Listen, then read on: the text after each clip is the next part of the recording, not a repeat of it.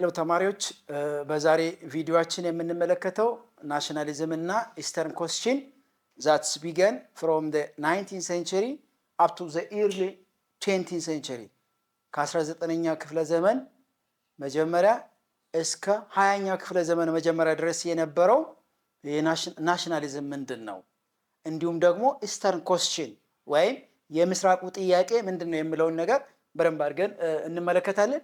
at the end of this lesson በደንብ አንደርስታንድ ማድረግ ያለባችሁ ነገር ምንድነው ወርዷን ወይም ፍሬዟን ኢስተርን ኮስችን ዲፋይን ታደርጋላችሁ። ከዛ ናሽናሊዝምን ኤክስፕሌን በደንብ ዲቴል ኤክስፕሌን እናደርጋለን። ሌላ ምን ፋክተሮች ናቸው ኦቶማን ኤምፓየር ዲክላይን እንዲያደርግ ያደረገው ከዛም በኋላ የነበረው the major European powers ለምንድን ነው በዚህ ኢስተርን ኮስችን ላይ ኢንቮልቭ ያደረጉት የሚለውን ነገር እናያለን። ፋይናሊ ይሄ ኢስተርን ኮስችን ኢንተርናሽናል ዳይሜንሽን እንዲኖረው አድርገዋል። ኢንተርናሽናል ወርልድ ዋይድ ኮስችን እንዲሆን የኢስተርኖች ብቻም ሳይሆን የባልካኖች ብቻም ሳይሆን ኢንተርናሽናል ዳይሜንሽን እንዲኖር አድርገዋል። እያንዳንዳቸውን ዲቴል እንመለከታለን ማለት ነው። ኢስተርን ኮስችን it's all about the question of political and diplomatic issues that is raised by the Balkan people. ኢስተርን ኮስችን ብለን የምንጠራው ጥያቄ እነዚህ ባልካን ስቴቶች የተለያዩ ባልካን ስቴቶች አሉ እና ሰርቢያ እና ሞንቴኔግሮ፣ ሄርዘጎቪና፣ ቡልጋሪያ፣ ሩማኒያ እነዚህ በሙሉ በኦቶማን ግዛት ውስጥ ስለነበሩ የራሳቸውን ኢንዲፔንደንሲ ይፈልጋሉ። የራሳቸውን የሪሊጂን ነፃነት ይፈልጋሉ። የቋንቋ ነፃነት ይፈልጋሉ። የካልቸር ነፃነት ይፈልጋሉ። ስለዚህ እነዚህ ምንድነው የፖለቲካና የዲፕሎማሲ ኢሹዎች ናቸው ማለት ነው። ስለዚህ ኦቶማን ኤምፓየር ኮንትሮል አድርጎ ስለነበረ ነገር ግን የኦቶማን ኤምፓየር ከ18ኛ ክፍለ ዘመን ጀምሮ እስከ 19ኛ ክፍለ ዘመን ድረስ ዲክላይን እያደረገበት ሁኔታዎች ተፈጥሯል። ለዚህ ዲክላይኔሽን ኦቶማን ኤምፓየር ዲክላይኔሽን ፋክተሮች አሉ። የመጀመሪያው ፋክተር ኮራፕሽን ነው። ምንም ጥያቄ የለውም። በሰዓቱ የነበረው በኦቶማን ግዛት ላይ የነበረው ኮራፕሽን በጣም ሃይ ስለነበረ፣ ሌላ እርስ በራሳቸው በውስጣቸው የነበረው ፓወር ስትራግል ኢንተርናል ፓወር ስትራግል የምንላቸው ጉዳዮች እንዲሁም ደግሞ ሪሊጂየን ኢሹስ ኦቶማን ኤምፓየር ሙስሊም ሊዲንግ እንትን ነው ኤምፓየር ነው። ነገር ግን በውስጡ የነበሩ ሰዎች አብዛኞቹ ክርስቲያን ስለነበሩ የሪሊጂየን ፍሪደም ይፈልጋሉ፣ የቋንቋ ፍሪደም ይፈልጋሉ። ስለዚህ ከዚህ የተነሳ ኦቶማን ኤምፓየር ዲክላይን እንዲያደርግ አድርጓል ማለት ነው። as Ottoman Empire weakened ኦቶማን ኤምፓየር ዲክላይን እያደረገ ከመጣ በኋላ በሌላ አነጋገር ናሽናል ሙቭመንት አፕ እያደረገ ግሮው እያደረገ ኤክስፓንድ እያደረገ ወይም ዴቨሎፕ እያደረገ የመጣበት ሁኔታዎች አሉ። ፓርቲኩላርሊ በእና ግሪክ፣ ሰርቢያ፣ ቡልጋሪያ እና ሩማኒያ እነዚህ በሙሉ ክርስቲያኒቲ ፎሎወሮች ናቸው። ነገር ግን በኦቶማን ኤምፓየር ስር የነበሩ የራሳቸውን የሃይማኖት ነፃነት ስለሚፈልጉ ይሄ ነው እነዚህ ተደማምሮ ነው ኢስተርን ኮስችን የሚባል ጥያቄዎች የመጡበት ማለት ነው። ኢስተርን ኮስችን እነዚህ ናቸው። ሌላ ኢሮፒያን ፓወሮች በዚህ በኢስተርን ኮስችን ላይ ኢንተርፊር አድርጓሉ። የተለያዩ ኢሮፒያን ፓወሮች ሱፐር ፓወሮች ብለን የምንጠራቸው በዚህ በኢስተርን ኮስችን ላይ ኢንተርፊር ኢንቮልቭ አድርጓሉ።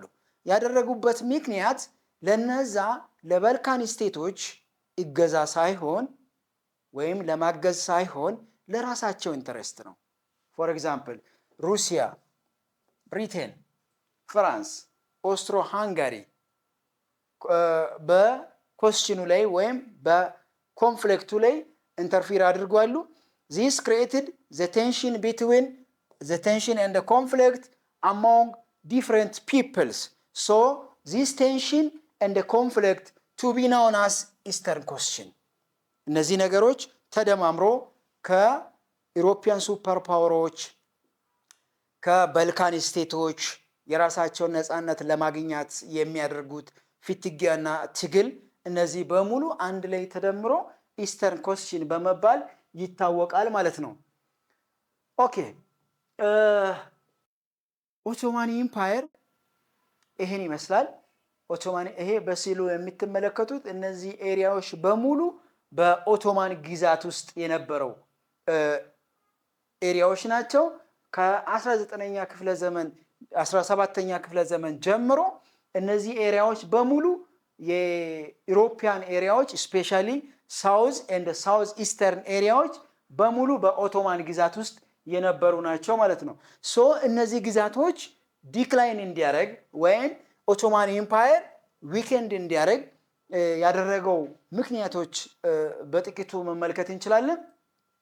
አንደኛ the powerful empire controlling that is southeast Europe, western Asia and north Africa። ስለዚህ ኦቶማን ኢምፓየር ይሄ በስዕሉ ላይ ስንመለከት የነበረው ኖት ኦንሊ ብቻ የባልካን ስቴቶችን ግዛት ሳይሆን እስከ ኤዥያ ድረስ እስከ ምዕራብ ኤዥያ ድረስ ዘልቆ የራሱ ግዛት ነው ማለት ነው። ኖት ኦንሊ ዛት ወደ አፍሪካ መጥቶ ወደ አህጉራችን አፍሪካ መጥቶ በተለይ ሰሜን አፍሪካ በሙሉ እንደና ቱኒዚያ እንደና ሞሮኮ እንደና አልጄሪያ በሙሉ የኦቶማን ኢምፓየር ግብፅን ጨምሮ ኦቶማን ኢምፓየር ግዛት ውስጥ የነበሩ ኤሪያዎች ናቸው ማለት ነው። ሶ ባይ ዘ ኤንድ ኦፍ 19th ሴንቸሪ ኦቶማን ኢምፓየር እነዚህ ቴሪቶሪዎችን አብዛኞቹን ሎስት አድርጓል። ሎስት ያደረገበት ዋና ምክንያቶች ይሄው እዚህ ጋር ተጠቅሷል። አንደኛ ኮረፕሽን ነው። ሁለተኛ ፓወር ስትራግል ነው። ሌላ እነዚህ ኢንዲፔንደንስ የሚፈልጉ ናሽናሊቲዎች ወይም አፕራይዚንጎች እየበዙ መምጣት ስለዚህ ለኦቶማን ኢምፓየር ዲክላይን እንዲያደርግ አንዱ ምክንያት ነው ማለት ነው። ስለዚህ አውሮፓውያን ይሄን የኦቶማን ኢምፓየር በስዕሉ ላይ የምንመለከተው ኦቶማን ኢምፓየር ምን ብሎ ይጠራሉ? ሲክማን ኦፍ ዩሮፕ ብሎ ይጠራሉ። ምክንያቱም ብዙ ግዛት አለው፣ ሰፊ ግዛት አለው። ነገር ግን ፕሮፐርሊ ማኔጅ እና ኮንትሮል ማድረግ ያልተቻለበት ሁኔታ ስለነበረ ሲክማን ኦፍ ዩሮፕ የሚለውን ስያሜ ሰጥቷሉ ማለት ነው። ሶ ሌላ ዘ ራይዝ ኦፍ ናሽናሊዝም ኢን ባልካንስ የባልካን ስቴቶች ብዙ እየጠቀስናቸው አሉ። እነ ግሪክ፣ እነ ሰርቢያ፣ ቡልጋሪያ ምንድነው የሚፈልጉት? የራሳቸውን ነፃነት ይፈልጋሉ። ከመፈለጋቸው በፊት ግን የመጀመሪያ ለነሱ ፋውንዴሽን ለትግላቸው ፋውንዴሽን ማን ነው? ፍሬንች ሪቮሉሽን ነው። ፍሬንች ሪቮሉሽን ለነዚህ ባልካን ስቴቶች ትግላቸው ፋውንዴሽን ነው። ሌላ ሩሲያ ሳፖርት ታደርጋለች ስላቪክ ፒፕሎችን ዛት ኢዝ ስፒኪንግ ሩሲያ ላንጉዌጅ የሩሲያ ላንጉዌጅ የሚናገሩ ነገር ግን በኦቶማን ግዛት ውስጥ የነበሩ ሰዎች የራሳቸውን ነፃነት ኤክስፒሪየንስ እንዲያደርጉ ይገፋፏቸው ነበረ።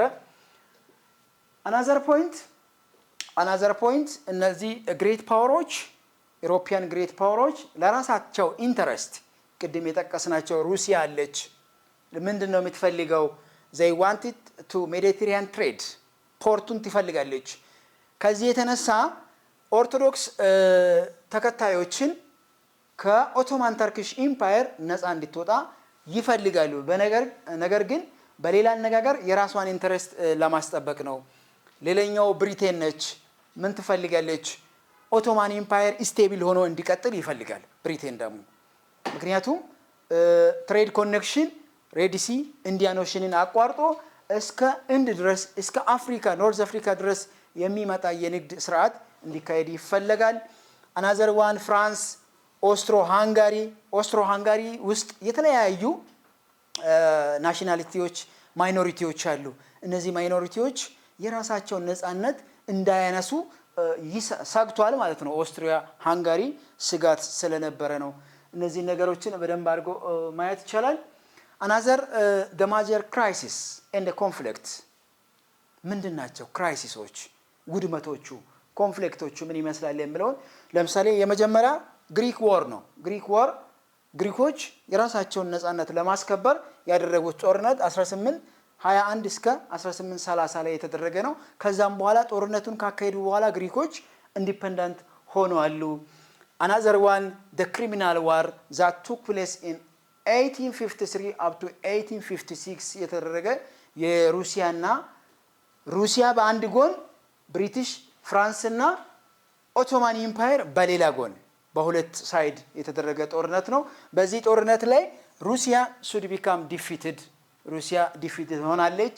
another one Russo Turkish war that took place in 1877 up to 1878 that is guaranteed its experienced the independence of Serbia, Romania and Bulgaria ነፃነት እንዲያገኙ አድርጓል።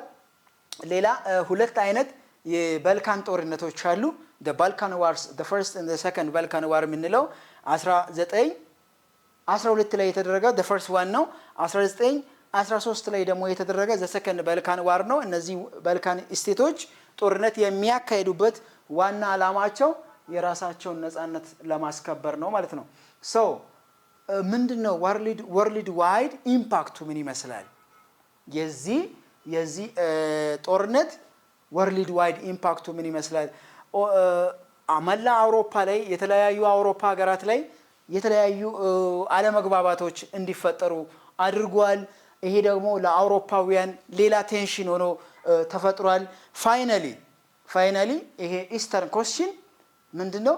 the assassination of Archduke Frank Ferdinand በሰርጆቮ ላይ 1914 ተገሏል በአንድ ሰርቢያዊ ናሽናሊስት his name is what Gavrilo Principi ይባላል። በዚህ ሰውዬ በመገደሉ ምክንያት የአንደኛ ዓለም ጦርነት መነሻ እንዲሆን አድርጓል ማለት ነው። ሶ እነዚህ ኢቨንቶች ናቸው። ይሄን ኢስተርን ኮስችን ኮንክሉድ ስናደርግ conclusion of under this eastern question so የመጀመሪያው to control the declining of what we call Ottoman Empire እየቀነሰ ጉልበቱ እየቀነሰ ግዛቱ እየቀነሰ የመጣውን ኦቶማን ኢምፓየር እነዛ ነፃነት አግኝቶ ባልካኖች ነፃነት አግኝቶ ለመንቀሳቀስ የተደረገበት ሁኔታ ነው። ሌላ ናሽናሊስት ሙቭመንት ዴቨሎፕድ የሆነበት ሁኔታ አለ። ሌላ በዚህ ክፍል ላይ የተመለከትነው the interference or the involvement of European powers involve ያደረጉበት that is what we call destabilizing of Ottoman Empire የተደረገበት ይሄ ደግሞ ምንድነው የኢስተርን ኮስችን ለአንደኛ ዓለም ጦርነት መነሻ እንደሆነ የተለያዩ ባልካን ስቴቶች የራሳቸውን ኢንዲፔንደንሲ ያገኙበት ሶርስ ሆኗል። ለሌሎች አውሮፓውያንም የኮንፍሊክት ምንጭ የግጭት ምንጭ ሆኗል ማለት ነው። so this is what we call all about eastern question የዛሬውን የዚህን ቪዲዮ ሰመራይዝ ስናደርግ ምንድነው የመጀመሪያ ሐሳባችን ካፒታሊዝም ይሄ ካፒታሊዝም ሐሳብ መቼ ነው የጀመረው የት ነው የጀመረው የሚለውን ነገር በደንብ እንዳየንና እንደተመለከታችሁ ተስፋ አደርጋለሁ። ሌላ ካፒታሊዝም ካለ በውስጡ ፕራይቬት ኦነርሺፕ የሚል ነገር እንዳለ እንዲሁም ፕሮፊት ሞቲቭ እንዳለና ኮምፒቲሽን እንዳለ ከሌሎች ኢኮኖሚክ ሲስተሞች ካፒታሊዝምን የሚለየው እነዚህ ሶስቱ ፊቸሮች ናቸው። ፕራይቬት ኦነርሺፕ፣ ፕራይቬት ፕሮፊት ሞቲቭ እና ኮምፒቲሽን የሚል ነገር በደንብ አይተናል። ሌላ የተመለከትነው ምንድነው የኢንዱስትሪ አብዮት ነው። ኢንዱስትሪያል ሪቮሉሽን እየሰፋ ሲሄድ ማስ ፕሮዳክሽን ይኖራል። ማስ ፕሮዳክሽን ሲኖር ደግሞ የተለያዩ ነገሮች ይፈጠራሉ። ለምሳሌ ሶሻል ዲቪዥን ይፈጠራል። ሁለት አይነት ሶሳይቲ የተፈጠረበት ሁኔታ አለ። ሌላ በዚህ ዩኒት ላይ የተመለከትነው ናሽናሊዝም ነው። ናሽናሊዝም ምንን ወለደ? ናሽን ስቴቶችን ወልዷል። such as ጀርመኒ and ኢታሊ ራሳቸውን ችሎ ዩኒፋይድ ሆነዋል። ይሄን ብቻም አይደለም፣ በባልካን ስቴቶች ላይ የተለያዩ የኢንዲፔንደንሲ ጥያቄዎች እንዲነሳ አድርጓል። ይሄ ደግሞ ለዓለም ሌላ ቴንሽን አንደኛ ዓለም ጦርነት እንድነሳ ሌላ ቴንሽን ሆኗል። ይህም ብቻም ሳይሆን የወርልድ ሂስትሪ ወይም የዓለም ታሪክ ካፒታሊዝም የዓለም ታሪክ ሪሼፕድ እንዲሆን በ19ኛ ክፍለ ዘመን ላይ እንደገና ሞደርን ሪሼፕድ እንዲሆን ያደረገበት ሁኔታ አለ።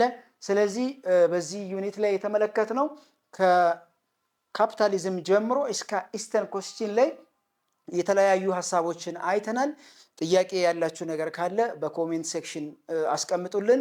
ስላዳመጣችሁን እጅግ አድርጌ አመሰግናለሁ። በቀጣይ ቪዲዮ እስከምንገናኝ ድረስ ደህና ቆዩልን።